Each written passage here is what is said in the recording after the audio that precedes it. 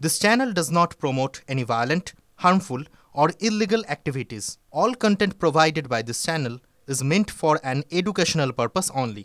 Top quality और consistent performance के लिए सिर्फ सिल्वर पंप नाम याद रखना। মাতৃভাষা দিবসের অনুষ্ঠানকে কেন্দ্র করে প্রেসিডেন্সি বিশ্ববিদ্যালয়ের ক্যাম্পাসের মধ্যে ছাত্র সংঘর্ষ এবং বিশৃঙ্খলা ঠিক কি হয়েছে কথা বলবো আমাদের প্রতিনিধি সুমন মহাপাত্রের সঙ্গে। সুমন, কি অনুষ্ঠান ছিল, কখন ছিল এবং কি হলো?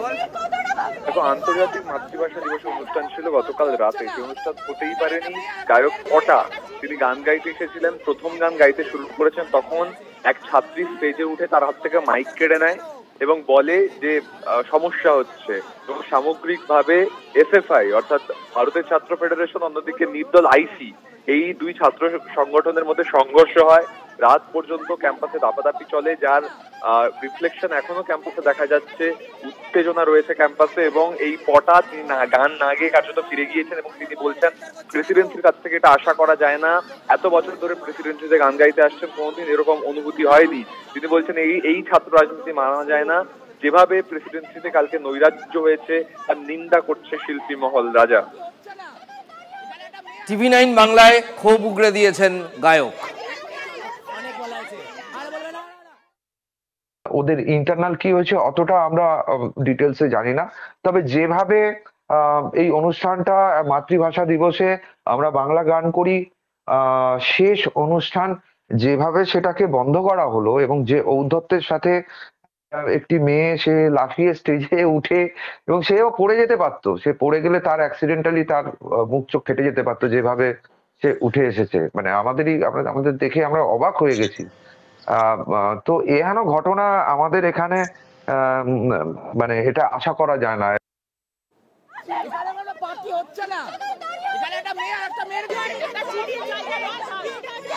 মাতৃভাষা দিবসের অনুষ্ঠানকে কেন্দ্র করে প্রেসিডেন্সি বিশ্ববিদ্যালয়ে তুলকালাম। এটা কাল রাতের ঘটনা।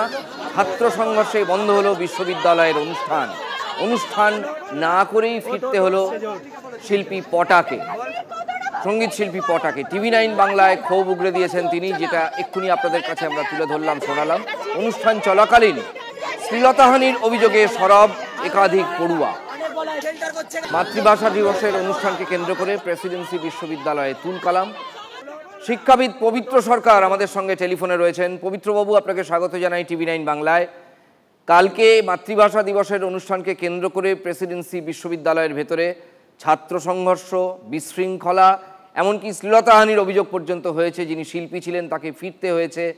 আপনি কি বলবেন এটা নিয়ে? না, প্রেসিডেন্সিতে এ ধরনের ঘটনা খুব অস্বাভাবিক। অনেকদিন ধরেই প্রেসিডেন্সি খুব শান্ত ছিল এবং প্রেসিডেন্সি এগিয়ে যাচ্ছিল, কিন্তু কি ঘটনাটা ঘটলো আমি জানি না, যার ফলে তারা নিজেরা নিশ্চয়ই যথেষ্ট লজ্জিত বোধ করবে। নিজেদের মধ্যে মানে অশোভন ঝগড়ার ফলে একটা অনুষ্ঠান বাতিল হয়ে গেল, মাতৃভাষা দিবসের অনুষ্ঠান। তার উপরে একটা সাধারণ জলসা হলেও একটা কথা ছিল যে তাতে ঝগড়াঝাটি হয়, জলসাতে হয়। মাতৃভাষা দিবসের অনুষ্ঠান এভাবে নিশ্চয়ই তারা লজ্জিত বোধ করবে। এটা অবাঞ্ছনীয় খুব। অনেক ধন্যবাদ। আমরা কথা বলছিলাম বিশিষ্ট শিক্ষাবিদ পবিত্র সরকারের সঙ্গে। ইংরেজবাজার পুরসভার চেয়ারম্যান কৃষ্ণেন্দু নারায়ণ চৌধুরীকে খুনের হুমকি দিয়ে ফোনের ঘটনাতেও বিহার যোগ। বিহার এবং মালদার ইংরেজবাজার কালিয়াচক থেকে গ্রেফতার 5 অভিযুক্ত। পুলিশ সূত্রে দাবি তাদের মধ্যে আছে মূল চক্রী শাহাদাত শেখও। দেনার টাকা শোধ করতে কৃষ্ণেন্দু নারায়ণ চৌধুরীকে হুমকি ফোন করে টাকা আদায়ের ছক ছিল শাহাদাতের। এই ঘটনায় তদন্ত বেশ কিছু দূর এগিয়েছে, যে তথ্য আপনাদের একটু আগেই আমরা জানালাম। আরও সবিস্তারে বলবেন আমাদের মালদা জেলার প্রতিনিধি সুব্রতোষ ভট্টাচার্য। সুব্রতোষ, কি জানতে পারছে পুলিশ? দেখো, তুমি কালকেই কিন্তু এই বিষয়টা নিয়ে বলছিলে যে ভাঙা ভাঙা হিন্দিতে বলছে, আদৌ কি সে হিন্দিভাষী? এখন সেটাই কিন্তু পুলিশ বলছে যে এরা মোটেই হিন্দিভাষী নয়। 5 জন যাকে ধরা হয়েছে এবং তাদের মধ্যে অন্যতম হচ্ছে শাহাদাত শেখ। সেই কিন্তু এই শাহাদাত শেখ ফোনটা করে। তার বাড়ি ইংরেজবাজার থানা এলাকার নিউ যদুপুর, কমলাবাড়ি নিউ যদুপুরে তার বাড়ি। এবং সেখানে মূলত যেটা জানা গেছে যে তার জমির ব্যবসা রয়েছে, জমি কেনা বেচা, যাকে জমির দালালি করা বলা হয়, এবং সেক্ষেত্রে তার অনেক টাকা দেনা হয়েছিল। আর সেই কারণে যেহেতু সে কৃষ্ণেন্দু নারায়ণ চৌধুরীকে বিভিন্নভাবে চেনে, তার পরিচিত, সে কারণেই সে এই প্ল্যানটা করে। এবং তার সঙ্গে কালিয়াচকের আরও কয়েকজন তার সঙ্গী হয়, তারাও তার ব্যবসার সঙ্গে ওতপ্রোতভাবে যুক্ত। এবং মোট এই 5 জন মিলে এখনও পর্যন্ত পুলিশের তথ্য অনুযায়ী 5 জন মিলে এইভাবে তাকে ভয় দেখিয়ে, হুমকি দেখিয়ে টাকা আদায়ের চেষ্টা করা হয়। এবং ইচ্ছাকৃতভাবে হিন্দিতে বলা হয় এবং ডি কোম্পানির নাম ব্যবহার করে তারা।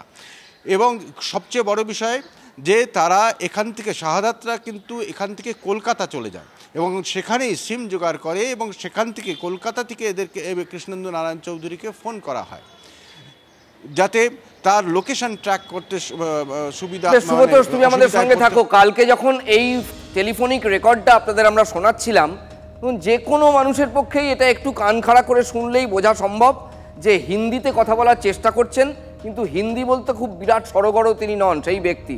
আরও একবার আপনাদের শোনাবো ফোন রেকর্ডটা, একবার শুনুন। हेलो, हाँ किसान से बात हो रहा है मेरा। हाँ बोल रहा है, बोलिए। जी बोल रहा हूँ। हाँ कौन बोल रहा है? प्रदीप। प्रदीप प्रदीप कौन प्रदीप? ये कंपनी से प्रदीप बोल रहा हूँ। कौन कंपनी? ये कंपनी से प्रदीप बोल रहा हूँ। क्या बात है, बोलिए।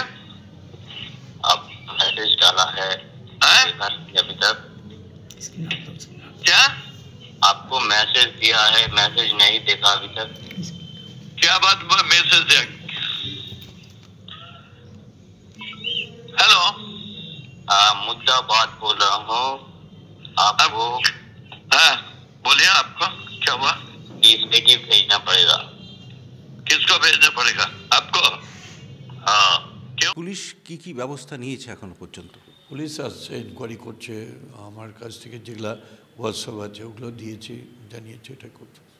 ওখানে কিসের নাম করে আপনার কাছে এরকম টাকা দাবি করেছে বা খুনের হুমকি দিচ্ছে? সেটা ওরাই জানেন, যারা করেছে তারাই বলতে পারবে। না, SMS তো দেখেছেন।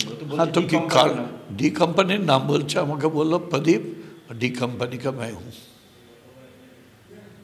কি মনে হচ্ছে যে হঠাৎ করে এরকমভাবে আপনার কাছে টাকা দাবি করে খুনের? এটা পুলিশ দেখছে, আমি তো এটা নিয়ে এনকোয়ারি করছি না, পুলিশ এনকোয়ারি করছে, পুলিশ দেখবে। সুব্রতোষ, এরা কি সব পুলিশের কাছে কবুল করে ফেলেছে, মানে যাদেরকে আটক বা গ্রেফতার করা হয়েছে? হ্যাঁ, পুলিশ সূত্রে তেমনটাই জানা গেছে এবং তারা কবুল করেছে। এদের একজনকে গত রাতে বিহার এলাকা থেকে কিন্তু গ্রেপ্তার করা হয়েছে, যদিও সে বিহারের বাসিন্দা নয়। এই গ্যাংটা পুরোটাই কিন্তু ইংরেজ বাজার এবং কালিয়াচক এলাকার বাসিন্দা এরা প্রত্যেকেই। এই শাহাদাতের প্রচণ্ড টাকার দরকার হয়ে পড়েছিল তার ব্যবসায় এবং দ্রুত সেই টাকাটা সে চাইছিল, আর সেই কারণেই এই প্ল্যানটা করে বলেই পুলিশ জানাচ্ছে। অনেক ধন্যবাদ। আর সেই প্ল্যান মোতাবেক তারা প্রথমেই চিন্তা ভাবনা করে। বেশ, অনেক ধন্যবাদ। মালদা জেলার প্রতিনিধি সুব্রতোষ ভট্টাচার্য এতক্ষণ লাইভে ছিলেন।